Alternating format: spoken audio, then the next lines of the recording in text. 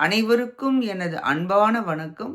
மாணிக்கவாசகர் அருளிய திருவாசகத்தில் திருப்பள்ளி எழுச்சி 27ஆம் நாள் 7வது பாடலை பற்றி பார்ப்போம். அது பழம் சுவையென அமுதென அறிதற்கு அரிதென எளிது என அமரரும் அறியார் இது அவன் திருவுரு இவன் அவன் எனவே எங்களை ஆண்டு கொண்டு இங்கெழுந்தருளும்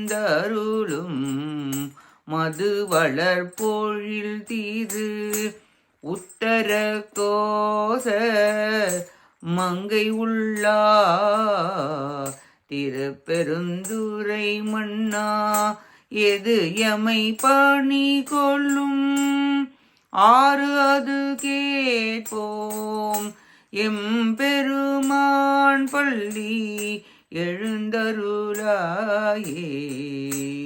எம்பெருமான் பள்ளி எழுந்தருளாயே. இப்பாட்டின் பொருளை பார்ப்போம். கனி வகைகளின் சுவையும் தேவாமிர்தத்தின் இனிமையும் ஒன்று கூடி சிவானந்தத்தை ஒருவாறு விளக்கியும் விளக்காமும் இருக்கின்றன. தேவர்களாலும் அறிய முடியாத சிவனை யாரும் அறிய மாட்டார்கள் என்கின்றனர் மனப்பரிவாகம் ஆகாதவர்கள்.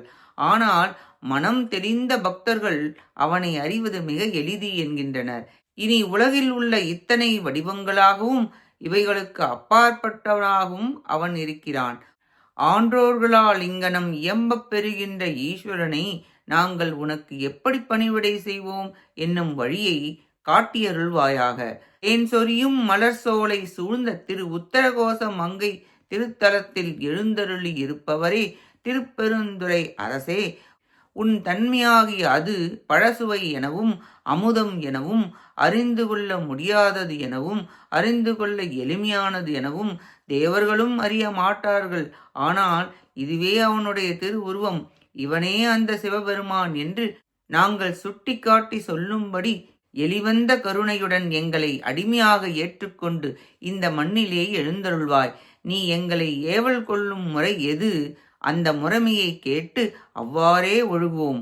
எம்பெருமானே பள்ளியிலிருந்து எழுந்தருள்வாயாக என பாடுகிறார் மாணிக்கவாசகர்.